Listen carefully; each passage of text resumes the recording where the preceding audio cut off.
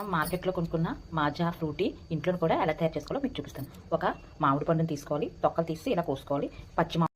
ఇలా మనం ఒక ప్యాన్ పెట్టుకొని మనం ముందుగా మిక్సీ చేసుకున్న ఈ మిశ్రమాన్ని ఇలా వేడి చేసుకోవాలి. ఇలా అవుతున్న దాంట్లోని మనకి తగినంత షుగర్ వేసుకోవాలి.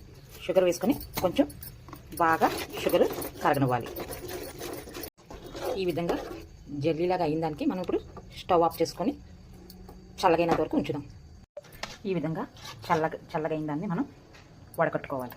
శుభ్రంగా దీన్ని వడకట్టుకుందాం. ఈ విధంగా వడకట్టుకొని పక్కకు పెట్టుకోవాలి. ఇందులోని ఇది ఆప్షనల్, మనం నిమ్మకాయ రసం వేసుకుంటే వేసుకోవచ్చు, లేకపోతే లేదు. అయినా నేను కొంచెం వేసుకుంటున్నాను.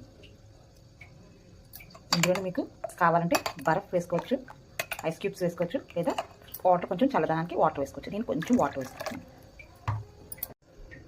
మనం ఇంట్లో ఉంటూనే మనం